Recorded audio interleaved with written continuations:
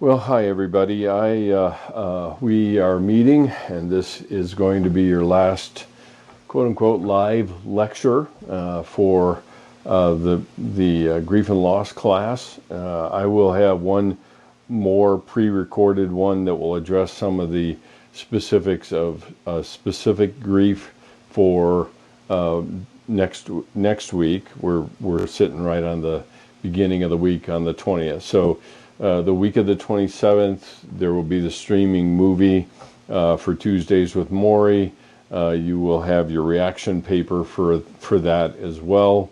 And then that week, I will also release a pre-recorded lecture in regards to different types of grief.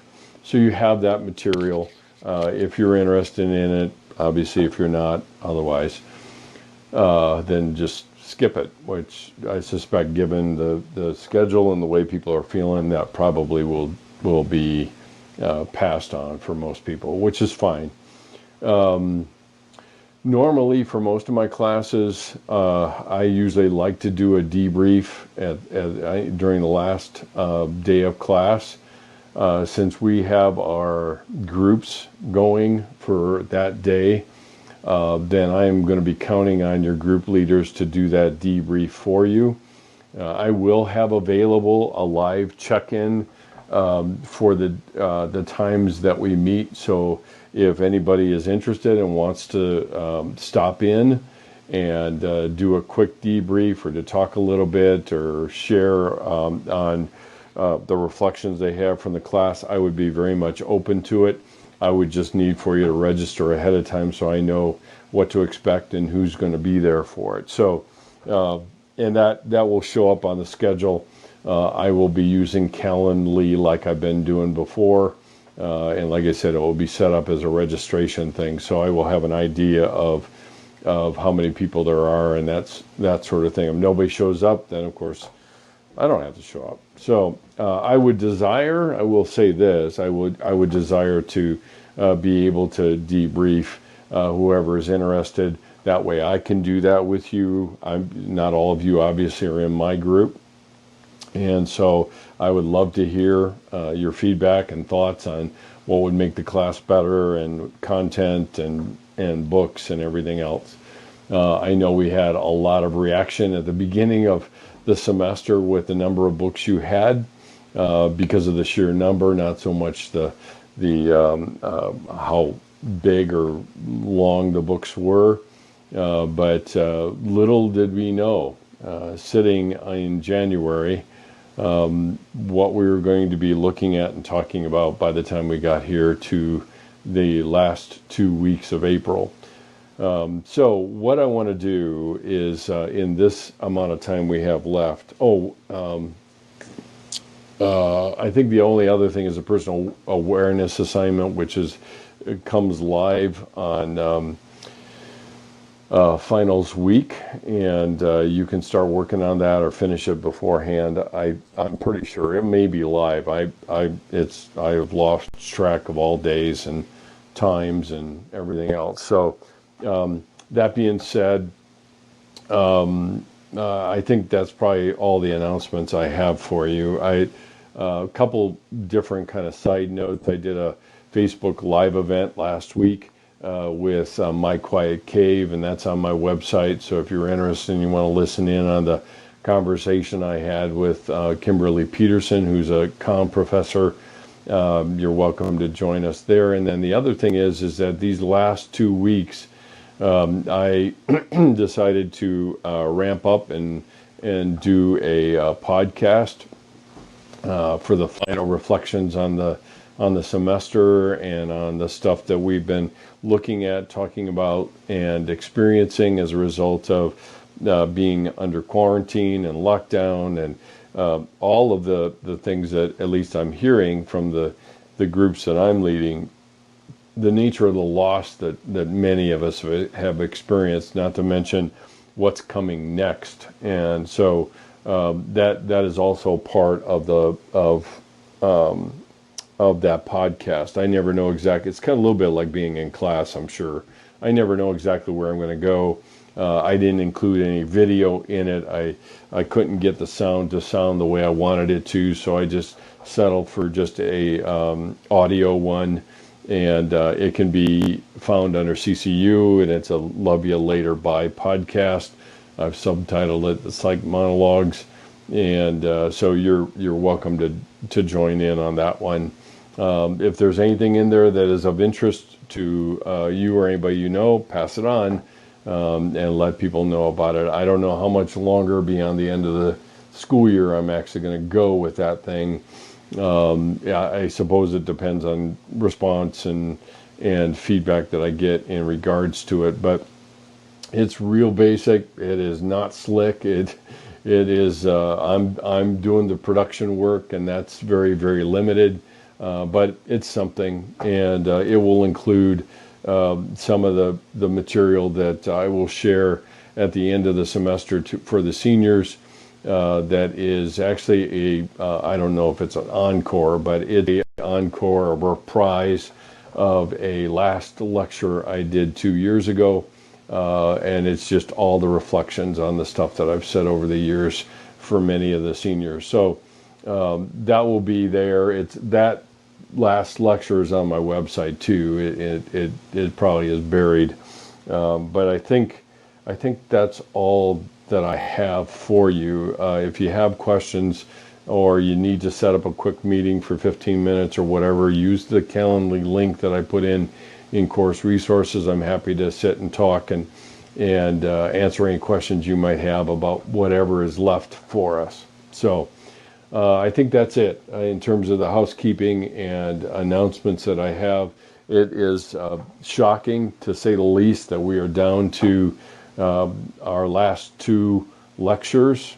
And it's not really lectures even, but I wanted to do it this way just to, like I said, you guys have already gotten accustomed to me wandering here as far as giving this lecture in my home office, what I've lovingly referred to as Northern Command. And so I'm going to walk us through my model. Now, in order to do that, I'm going to stand up and move this back a little bit so I have a little bit more room to wander. So bear with me for just a second.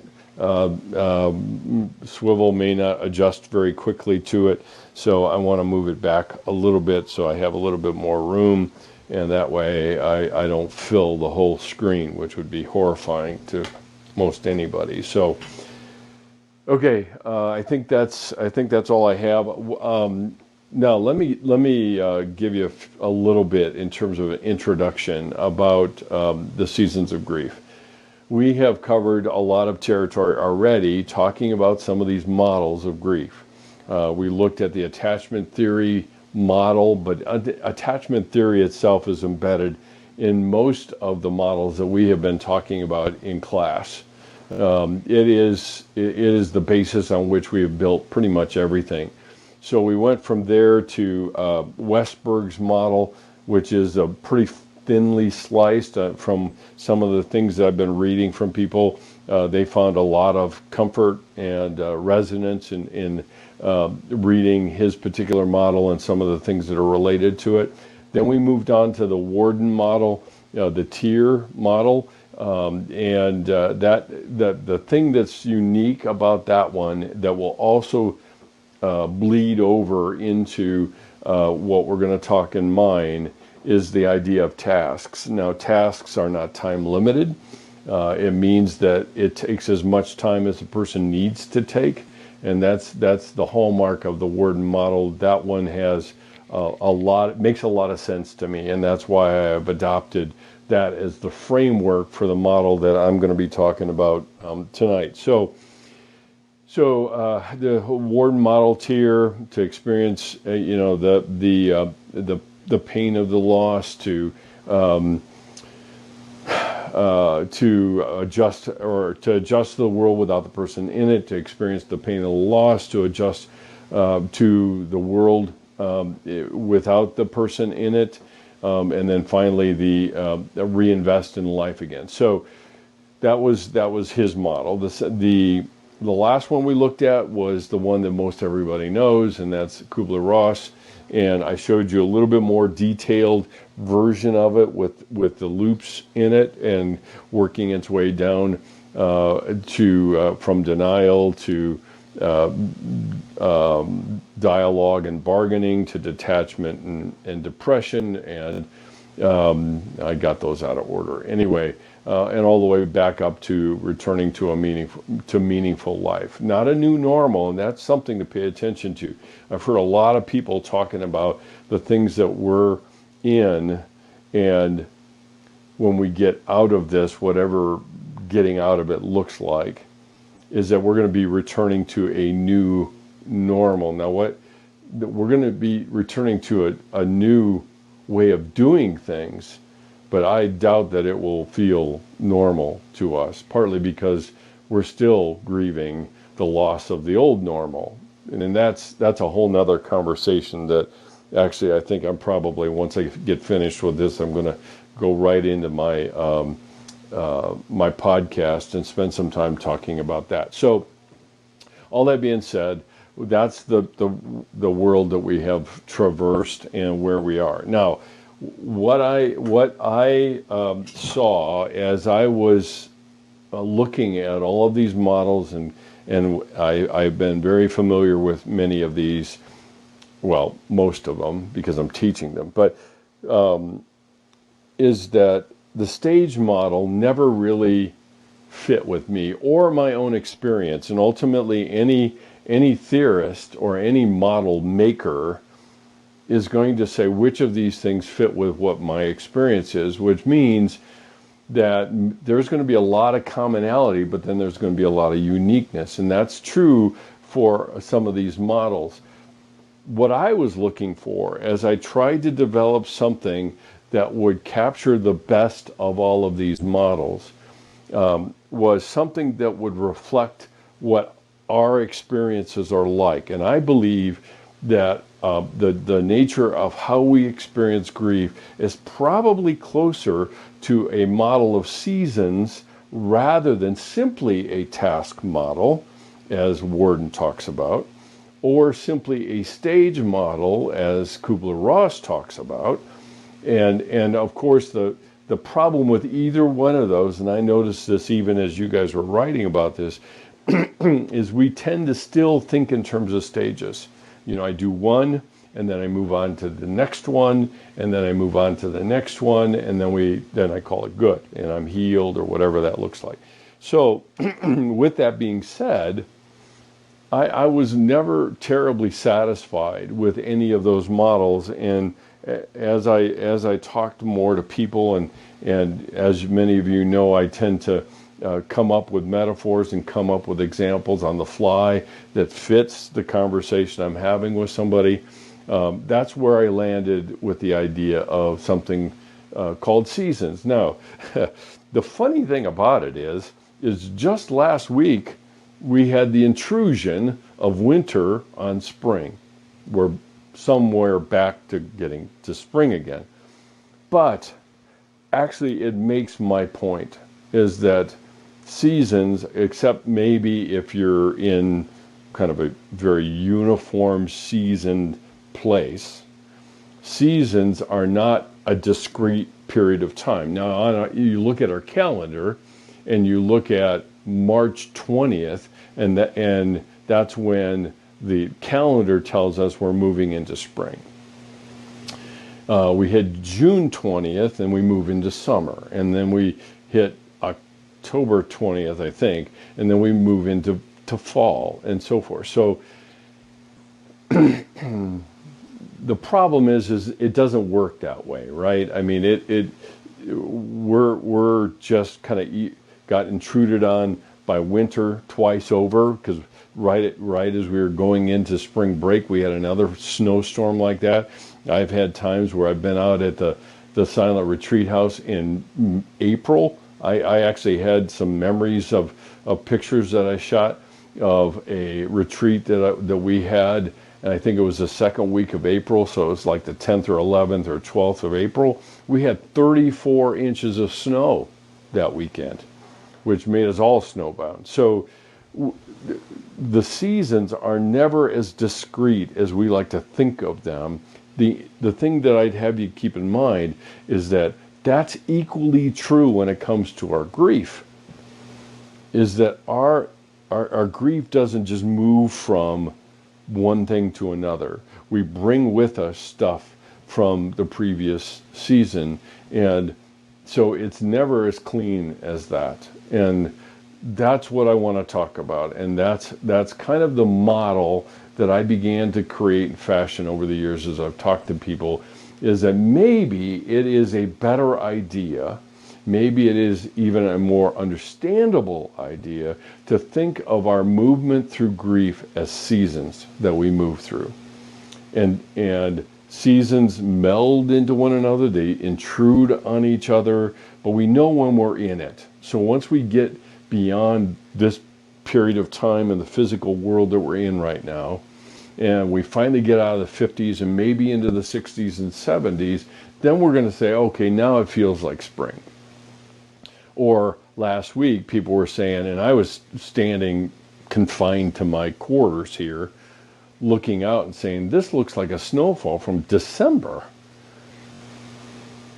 And a lot of times people in grief might be what I call in spring, but then it feels like there are times of just winter for them. And that's, you begin to see how this model kind of works. And that's what I want you to attend to as we're talking about this. So the seasons of our grief is the model that I would propose, and a way to think about how we grieve is part of that. And so where I want to start is the very first season. Of course, you're familiar with these. I borrowed this. This is not new. I have borrowed this from Warden.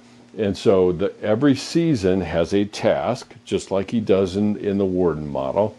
And every season has various features to it that we have already talked about. I mean, the other kind of model that we didn't really call a model was something I referred to as the mile markers. So there's a good bit of this that is a review, and that probably doesn't hurt to kind of drive it home, put it within the context of what I want to talk about tonight. And so when we get to winter, our biggest task is to accept reality as it is, not as we would have it to be. So that means that I'm constantly fighting with reality during this time. And we've mentioned this. I'm going to run through some of these just to review, and bear with me. I know it's a review. I know it, you're saying, why do I have to listen to this again? But I want you to take the things you already know and help you place it within a model like this, okay? So winter is to accept the reality as it is, not as we would have it to be. So what does this mean? Well, what do the review of features look like with this? So we already got the accept the reality. There are things here, like I said, that we have talked about before. To accept that reunion is impossible. Now, even that, and I probably said this back when we were talking about the Warden model, even that takes time. I mean, just saying accept the reality of that reunion is impossible. It's like, okay, I can accept that as a fact, but it takes time for my feelings to catch up. I mean, facts or my feelings are a lagging indicator.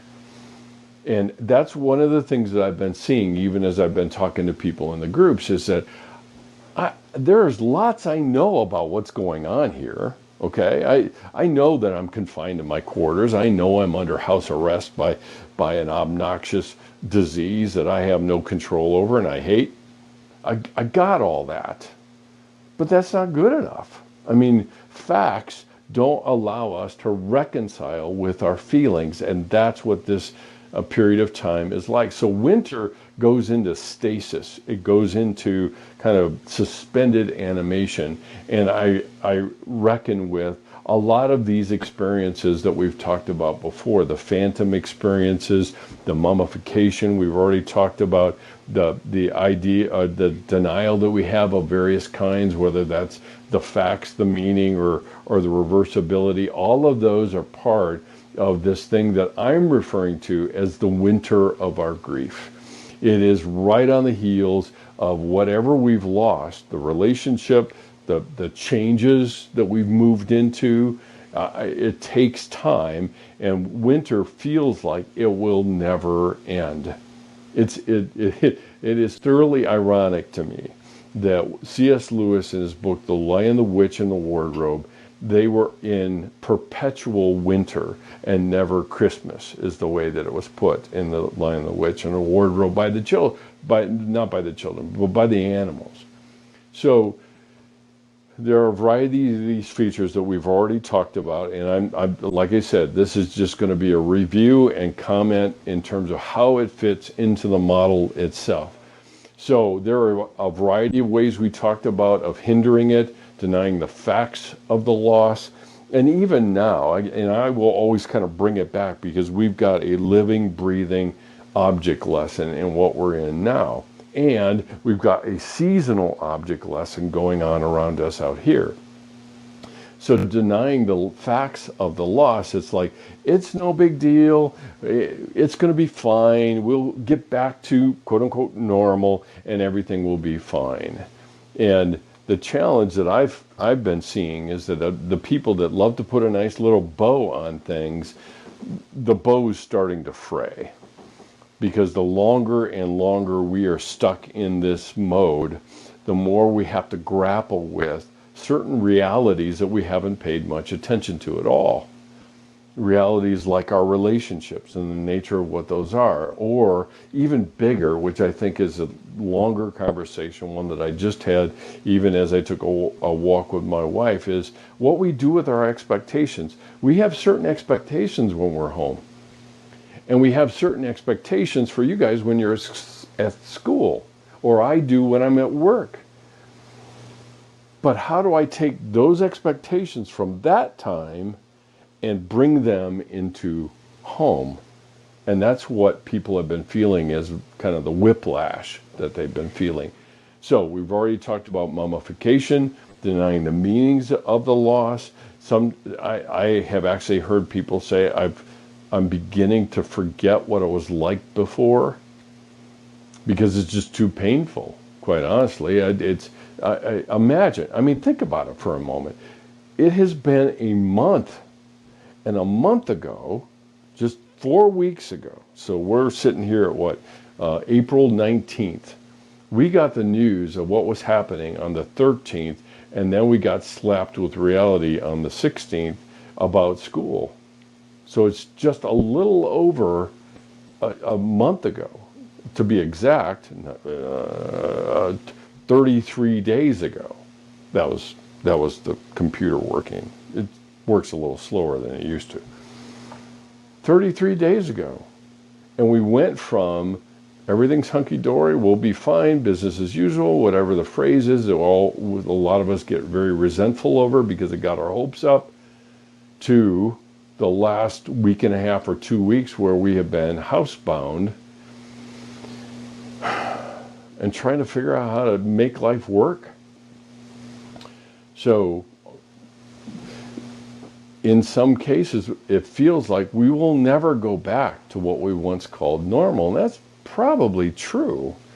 It's just, what will it look like when we go back to it? The other thing that's interesting to me is the things that I have been hearing from pastors is that there is a tremendous spike in spiritual interest. I won't use the word spiritualism like we do here, but there's a tremendous spike. Some churches are talking about 100 and 200,000 people visiting the website or listening into church service or Easter. It's just absolutely stunning. But times like this tends to do that, and it's looking for a way to dilute, and that's what we mean when we're talking about even hindering. Will it stick? I lived through 9/11. I remember being a teaching pastor at a church, and we did a prayer service that night, and we had more people showing up at church trying to find answers, because that's what spiritualism is looking for an answer. that there isn't one too, and then people get disillusioned again, because that's kind of how we're triggered to look for an answer, but then when we don't find the one that we want, or one that is satisfactory to us, we abandon it again, and that's where we start hindering this process of winter. So this is hindering it, is just hunkering down and waiting for it to end, basically. And even in the seasons sense, it's the people that really do hunker down in winter and just wait for it to end. And that's true in our grief as well.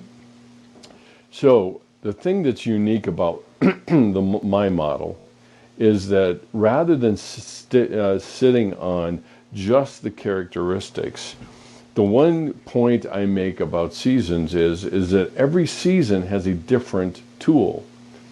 So in winter, I have tools, snow shovels, or a plow, or a snow blower, or things like that. It is unique to that season. Once we get beyond this kind of sprinter, or I don't know what the combination of winter and spring would be, I put my snowblower away. I don't need it anymore. So in winter, the tools that we use in winter of our grief, one of the primary ones is the one that I have you using, and that many of you have used a lot in my classes, is journaling.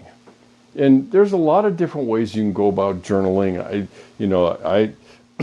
I talk about the behavior, attitude, and thinking model, BAT, B-A-T.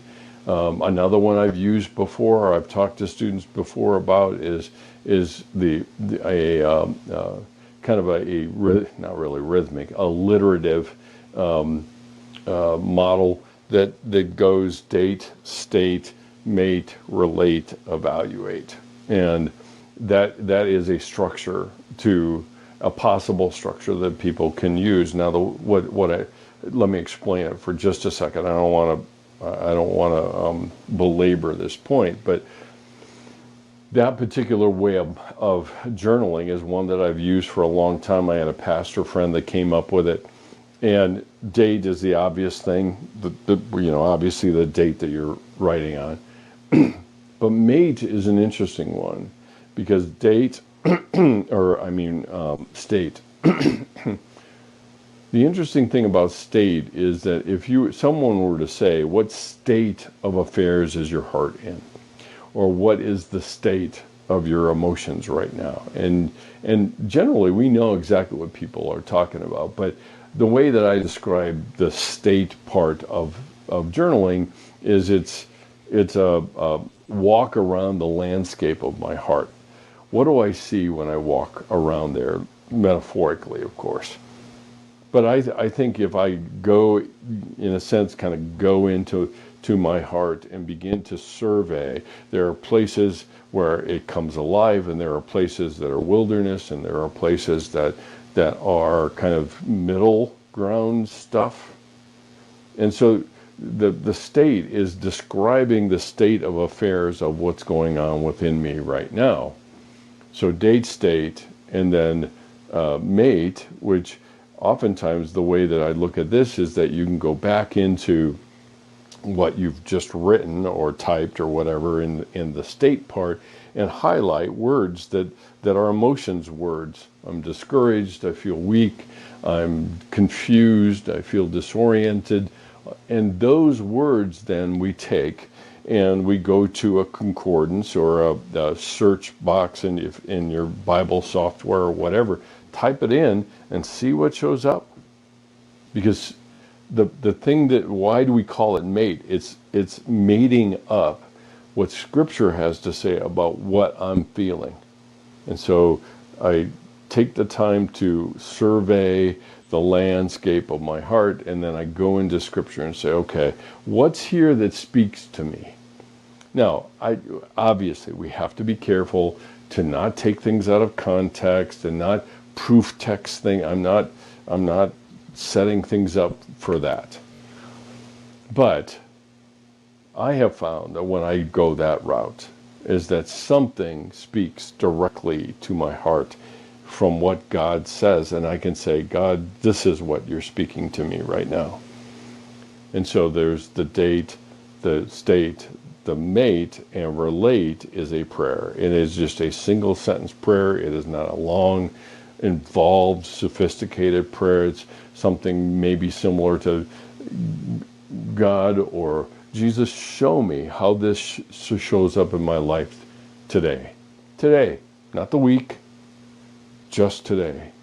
And then the last one is evaluate. And a lot of times I would hold this over to the next day, and I would go back and I would look through my day of evidences of how God actually answered that prayer in the relate part. So it's not a formula. It's not this is how you're supposed to do it. This is the way. I'm not saying that at all. But I've used it over many years, multiple decades of journaling and connecting with what God has to say to me, and me being honest with my own heart about what's going on in there, and all of those things, that it is a way to begin the process of scrubbing the wound. And that's why I list it, because the one thing that's constant amongst all the seasons and the tools that we use in those seasons is journaling. Because that's the constant. It is the ongoing opening to look and see where I am. So there are a variety of other tools I can use, like visiting the grave if it's somebody who has died. It might be listening to music that I shared with somebody, or looking at old pictures. See, these things are all the things that we begin to do what? Accept reality. And there will be a ton of emotions oftentimes around those same things. It is also during this time that we learn how to do self-caring activities, and that can be talking to a friend, it can be taking a long walk, and it could be going to the park, it could be any number of things. And one of the first things that comes up, and if you'll look back in your notes, we talk about oftentimes self-neglect is part of this season. And so it is learning to re-emerge and redo that. See, we suffer self-neglect because our focus is somewhere else. And the interesting thing about it is the focus is in here and in our hearts. So what these tools do is move us into those places. And then we have to turn our attention to say, how do I take care of myself? And somebody who looks us in the eye and says, have you had anything to eat today? And sometimes we just literally have to remind ourselves to do such things. So that's the season of winter. And winter is to accept reality as it is, not as we would have it. And the tools that we can use to begin to grasp the weight of the reality that we have and what actually goes into it. The next season is spring, and like I said, I know these are not new, they're not unique to me, but I'm using Warden's task of acknowledge and work through the pain. And the reason that I put this in spring is because what is spring all about?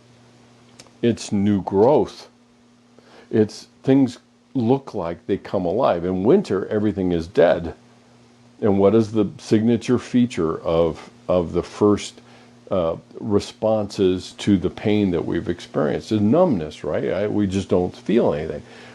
Well, when things start to come alive and I begin to feel again is the time when I have to acknowledge and work through this pain. And that's the spring of our grief. It's the time when things are kind of come out in the open and I'm willing to look at them and experience them. Doesn't mean I do it kind of consistently across time at all. It doesn't mean that. It means that I might actually spend some time doing it and then go back and do nothing at all, and spend some time doing it and go do nothing at all. But that's spring, right? I mean, we had winter intrude on spring, and that happens in the seasons of our grief too, is winter intrudes, and sometimes it lingers. And we feel exactly the same way as we have over the last few weeks with winter just seemingly not wanting to let go. Or people would say, I still feel a certain level of numbness. I can't believe this is happening. So we have spring, the acknowledging and working through the pain. The features there are three big areas of the features we can talk about here, like the physical pain and symptoms, a hollowness in the stomach, a tightness in the chest, a tightness in the throat, oversensitivity to noise. See, these are all kind of the physical features that are really part of spring, because when things come alive, now I'm starting to pay attention to them. Now I'm noticing them. See, the tightness in the chest and tightness in the throat is a lot of times that I'm what C.S. Lewis talked about when he said, "Why do I find it so hard to swallow?" Or nobody told me the grief was so much like fear. And that's some of the physical symptoms that we're talking about here. And the features that go along with this. The hollowness in the stomach isn't necessarily because I haven't eaten. It's just that nothing really seems to satisfy. And it's almost like my taste, not only are my feelings numb, but my taste has gone flatlined. Nothing seems to satisfy like it once did. An exaggerated startle response that somebody might have. Partly because we're distracted. We're now turning inward, and we're starting to think through and feel and notice all of these things. And when our eyes, in a sense, are turned into ourselves, and something happens outside of us, we react. And that's part of those features that we're talking about here. The next set of features is really also part of the physical pain and symptoms. It includes this sense of depersonalization. It seems like nothing's real. We can't grasp. I mean, the feelings oftentimes are so overwhelming that they so distract us that the things around us don't seem real. That quote is from somebody. I walk down the street and nothing seems real, including me. I'm walking through a dream. So there's a certain breathlessness. It isn't because they're losing, their shortness of breath, like coronavirus or something like that. But a lot of times it's this natural anxiety that people feel, and just like they're walking through concrete. The weakness, it's not really weakness in the muscles as much as they just feel like it's that their bodies are heavy. And there's a lack of energy, and there's dry mouth, which all are kind of features of grief, but they're also features of anxiety that are also related to some of these things. The cognitive features are also part of it that we have to talk about. We have already talked about a sense of disbelief, the confusion they feel.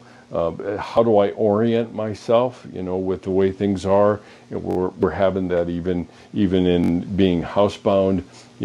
I've heard from a lot of people that suddenly they have to deal with siblings they didn't have to deal with before, or parents are still treating them like children when they functioned as young adults and independent at school, all of that. And then there's the preoccupation, like I mentioned before. We're looking inward, we're thinking about it, we're rolling it over in our minds, we're ruminating on it. And usually that's not terribly productive, obviously, but it's looking for a way out. It's looking for a solution. Usually we're pulling in the what ifs and things like that. We might actually have the sense of presence if somebody's died. I've mentioned that before, this phantom-like experiences that I had as a kid, or it's like we're looking for something. And in the extreme, the phantom experiences sometimes are actually labeled as hallucinations. And they're not in the psychotic sense. They're kind of seeing things, or intrusive kinds of dreams or things like that are part of that. So all of those are the cognitive features we're talking about. And then we get down to the behavioral features, sleep disturbances, nightmares, being afraid of going to sleep, which ends up being insomnia, eating disturbances, eating disorders, not eating at all or eating too much, the emotional pain and symptoms that look like depression or anxiety, or some of the things that would be part of a classic kind of psychological disorder syndrome. I already mentioned about absent-minded behaviors, distracted behaviors. This impacts when somebody's driving or they're talking to somebody and lose their train of thought. Or they just simply pull away from people. They socially withdraw, and that's related to that as well. So we have the physical symptoms, we have the cognitive symptoms, and then we have the actual behavioral symptoms that are part of this. Some additional aspects, or the last one is the avoidance strategies people engage in, which is the avoidance of painful thoughts. So they distract themselves. They might immerse themselves in playing games on their phone or their computer or whatever that might be. So there's significant avoidance strategies that are being used in spring. Now notice, we didn't have these in the winter. We have these in the spring. Why? I can't avoid something that doesn't exist. I'm so numb and so kind of dead inside, there's nothing to flee. But now there is, and that's part of spring. We can idealize the relationship or idealize the time before things happened. So we can look back at the time before what we're in and say, things were so good then. And something that caught my attention that, again, it's something I probably will spend some time talking about, but what occurs to me is that we were surrounded by interpersonal relationships before all of this started happening. I mean, we interacted with each other. We sat in class and talked to one another. And when we were doing that, there was a lot of what we did to distract ourselves from each other. Social media, playing on your phone, even sitting in class. Now think about this. Sitting in class, I've had a lot of people say, boy, I just wish I could be back in class again. Really? Did you take any time to look at what you were doing when you were in class before? Which was usually to distract things that distracted you from actually being there. I mean, being there, not being present, but being there. And see, we can idealize that time, and ultimately, I think when we do, is it actually interferes with leveraging the time we're in now to reconfigure how perhaps we're going to relate to one another in the future, later. Because we're going to be moving into, what I'm hearing at least, social distancing, that whole idea is probably not going to change a whole lot. I mean, some restaurants will open at half capacity. All of that is kind of logistical stuff. But when we finally get around to the time when we can look each other in the eye and share our presence with each other in real time, how much will we enjoy it? How much will we soak it in? And so these avoidance strategies, I'm sorry, that was a off-ramp. These avoidance strategies are all attempts to kind of numb and contain. We've talked before, the contain and control feelings that we have. And that's unique to spring. And people will do geographical cures in a heartbeat. They will pack up stuff, get it all out, and that's the quickest way to get any reminders and therefore feelings out of it, and just move on to a different place and start a new life.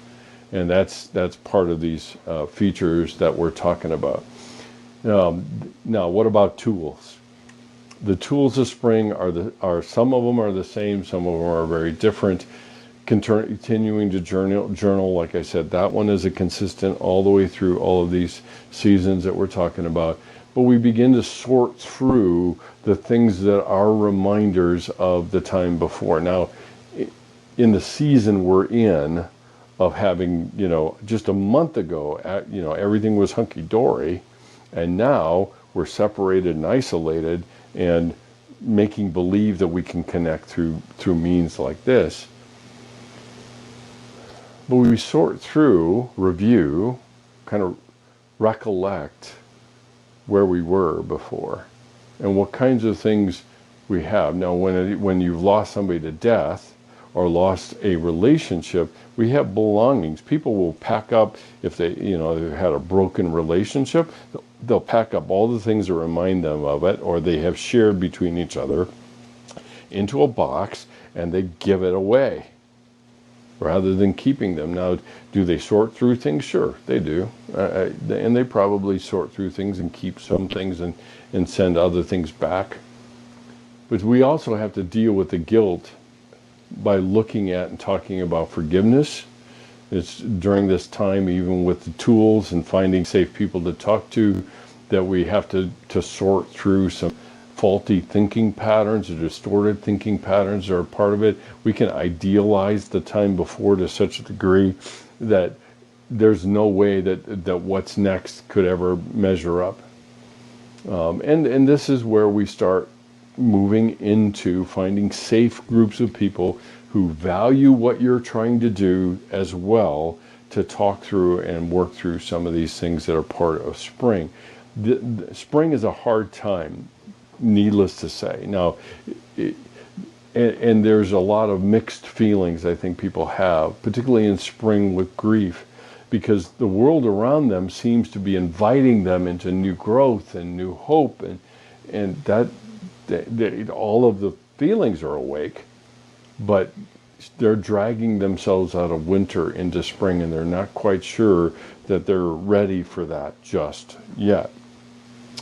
So some other tools of spring would include seeking verification of what's healthy and what isn't. I've had some people, even on that Facebook Live, somebody asked me, so what's healthy grieving? And it's like, there's no way to describe that. I mean, there's not a stage.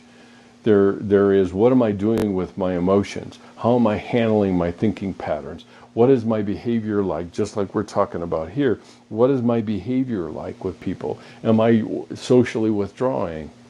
Am I trying to escape how bad things are? Am I avoiding things? All of those things would be unhealthy, or healthy is not fighting the process. I quite honestly think that we were, because of the image in God in us that drives us toward relationship, we're actually designed to grieve because of our connection with one another.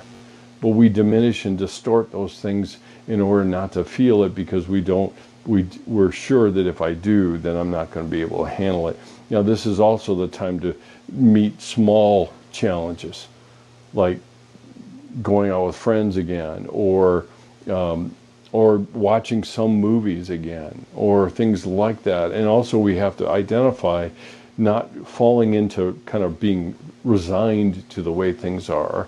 That would be part of victim thinking kinds of patterns, where this is happening to me, and all I can do is just brace myself and hope for the best that comes after it. So the next season, now the beauty of this is what's coming next, right?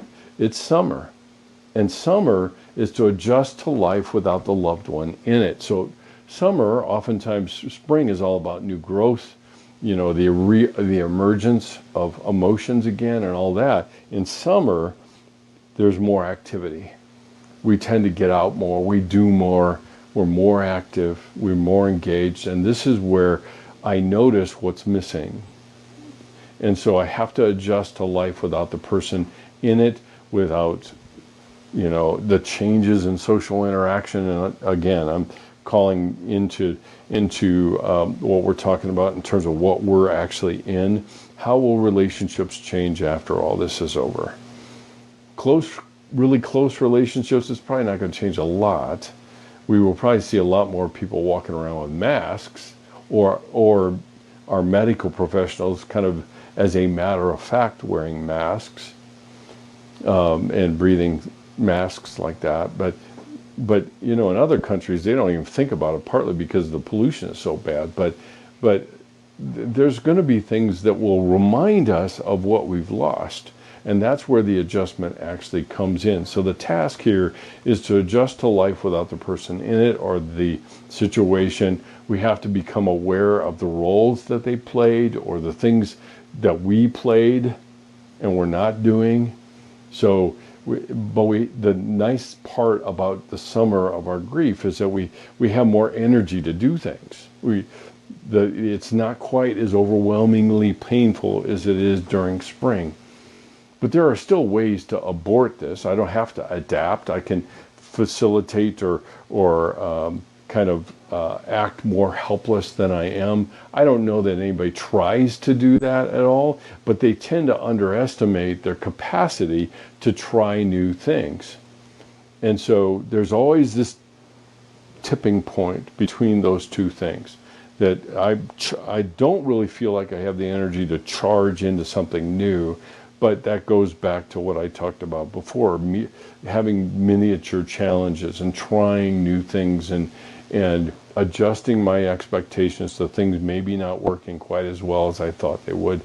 But there may be a point in time where, instead of withdrawing in order to keep my feelings from overwhelming me, that I actually willingly withdraw from the world just to take some time to survey the landscape again, because we can move back into life way too quickly.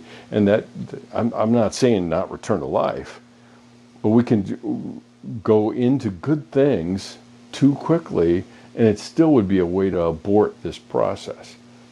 So there are critical times, strategic times to set aside to perhaps do a silent retreat of your own, or to go somewhere with a friend, or to go camping, or to do any number of, or go hiking, where a lot of times when you're hiking, you're not always talking.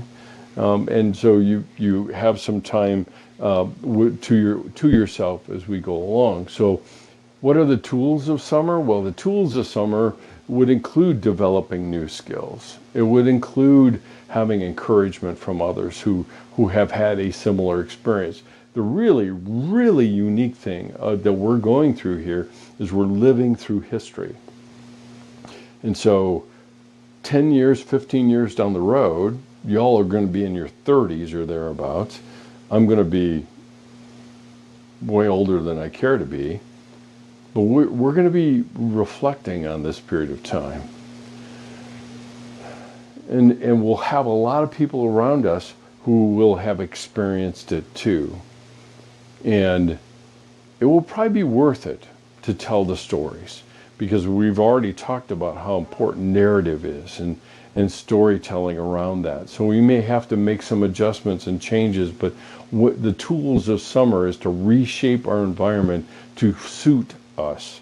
Now, some of that may not be our choice, but it is a matter of kind of owning it and mastering it and changing the environment and changing what I do and how I do it, or where I do it, or any number of things like that. Now, not a geographical cure like I was talking before, but a little bit more like re-owning my environment and me in it. And at times the tools of summer would include writing a letter that we don't send.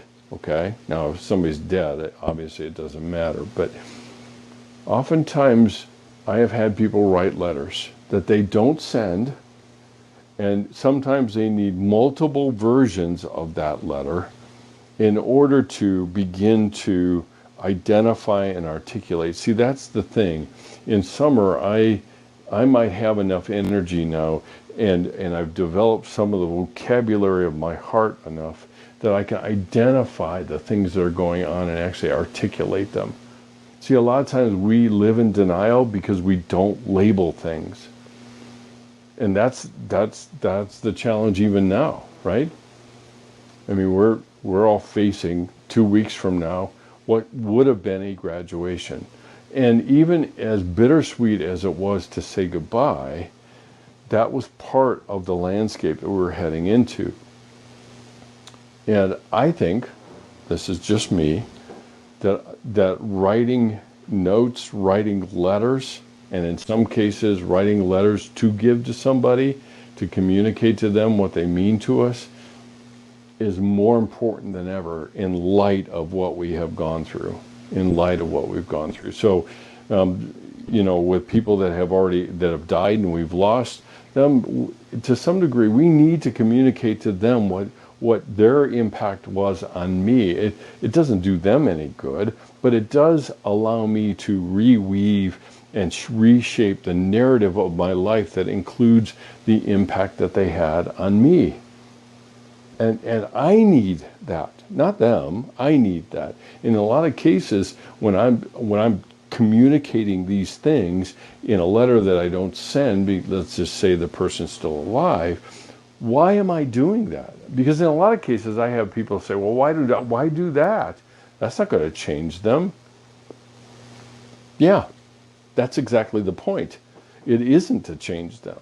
It is to either own or reclaim what's inside of me more than trying to change anything. And again, we've talked about this with emotions and feelings. We operate and we kind of relate to our emotions and feelings like functional items or trading pieces or trading cards or things like that. It's like, I will give you this if you give me that. I'll give you some emotions if you give me back yours. And the expression and ownership of our emotions is to reclaim and re-own parts of our own selves that we won't label because we're so afraid of them or we've already condemned them.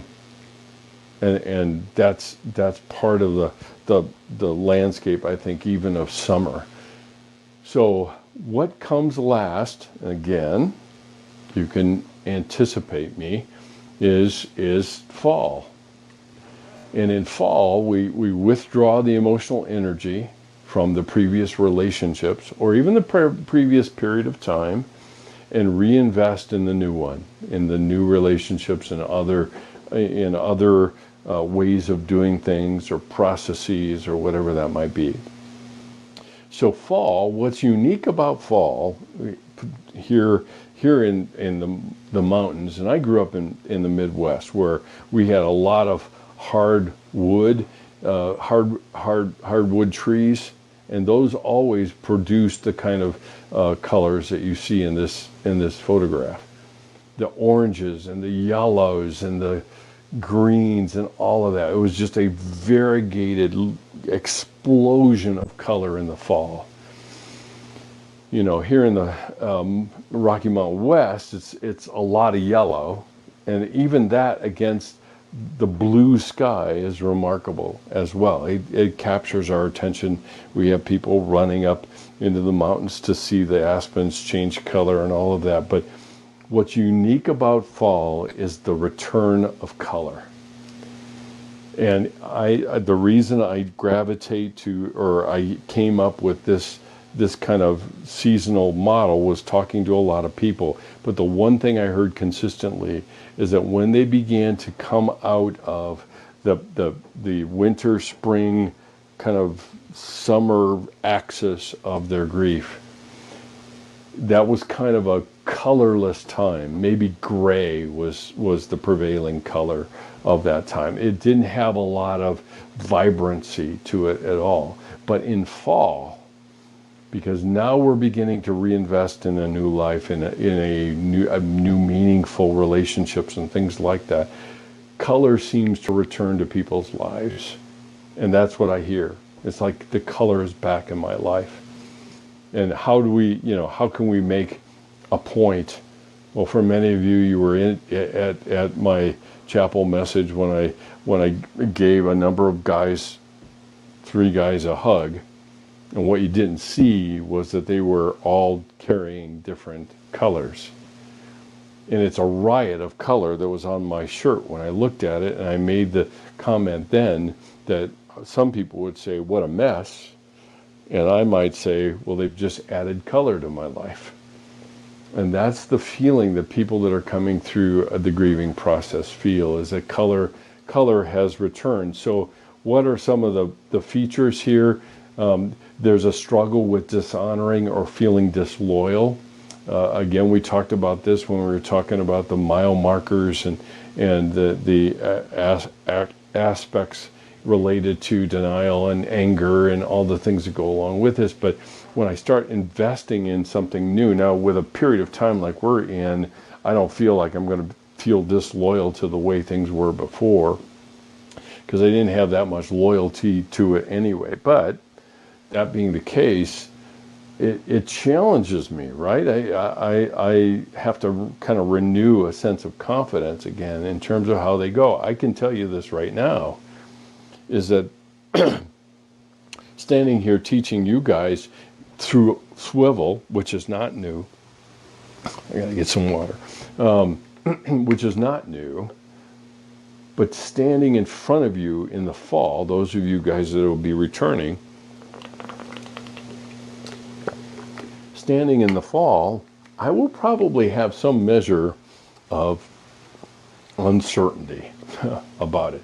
Now, that doesn't mean that I won't do it or anything, but there's something about standing in front of and interacting with people in real time, because I think we have a sense of the stakes that come along with it. So I have to reinvest emotions. I mean, I had a professor or two say that they have noticed while doing, the voiceovers on PowerPoint or doing a Zoom, that their emotions weren't quite so lively that way than they were when they were in class. And you probably have noticed it. You probably have noticed it in your professors. So we have to reinvest the emotions back into the new way of doing things. Now, some people, with relationships and losing people, they will say, and I told you that this was something that I had done, is I said, I'll never love again. I'll never risk again. I'll never trust again. I'll never do whatever again. Because I falsely assume that the relationship was the problem. Not because my connection to people and what draws me to people is not the problem. It may be the nature of the people that I get into relationship with, or even bigger subject of how well I do at discerning the nature of people. But it isn't the desire to want to be connected that's the problem, but we pin it on that and say, well, I'll never do that again. And it will limit everything thereafter. And I used myself as an example in class. All you have to do is go all the way back to the very beginning when I began to tell you my own story and my own journey. So we can hang on wistfully to the things of the past and what that actually looks like. So what are the tools of fall? See, I'm not going to be using a trowel for fall, maybe getting some things out of the ground, but I'm going to use a rake, and each one has different tools. So winter, snow shovel, snow blower, journals are the consistent all the way through as far as the grieving process is concerned. In spring, I'm turning over the soil, I'm planting new things, I'm trying new things. In the summer, I don't have to tend that quite so much, so I can get more active in the world around me. And so the tools of summer can be, bicycling and hiking and doing other activities and things like that. When I get to fall, the tools of fall are a rake. I'm not going to use a rake to clean up snow.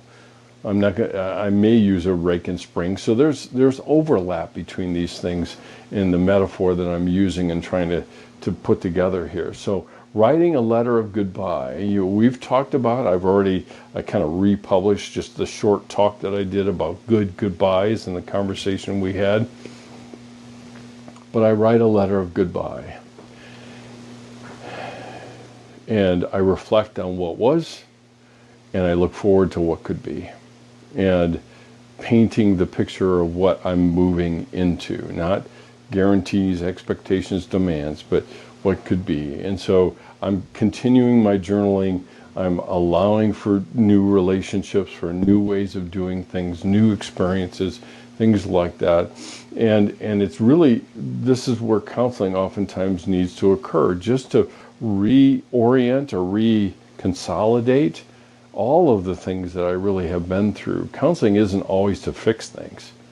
Sometimes counseling is to consolidate and cement a new perspective and have somebody listen to you as you go through that process, and developing a healthy spiritual perspective about loss.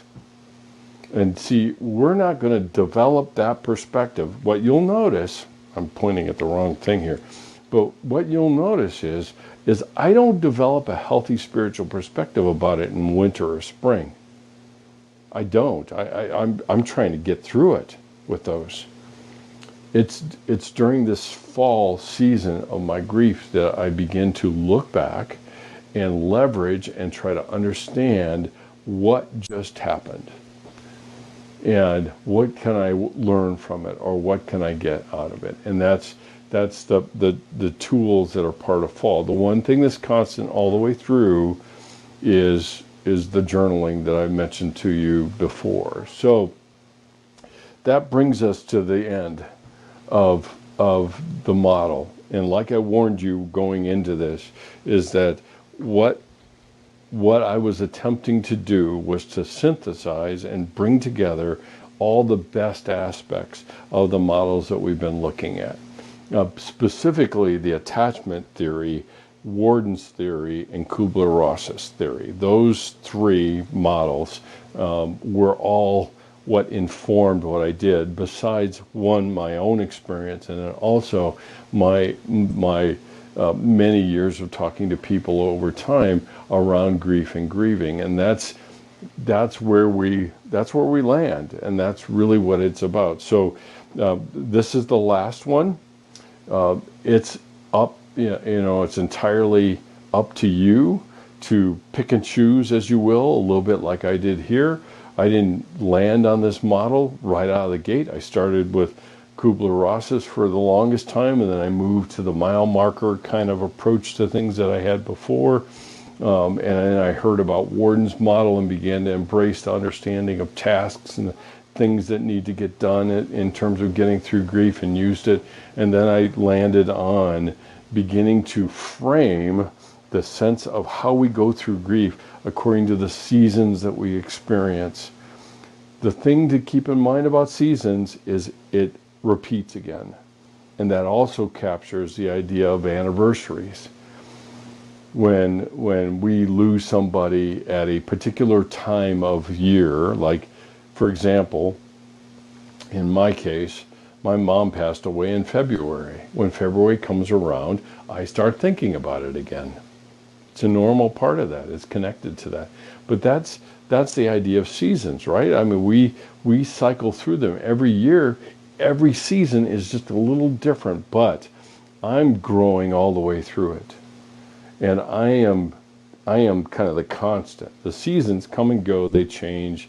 My experience with them changes. How I see those change. Do I ever get away from any loss? No, I don't. I know that's not terribly comforting. But I don't think any of us expected to be in this place, for one.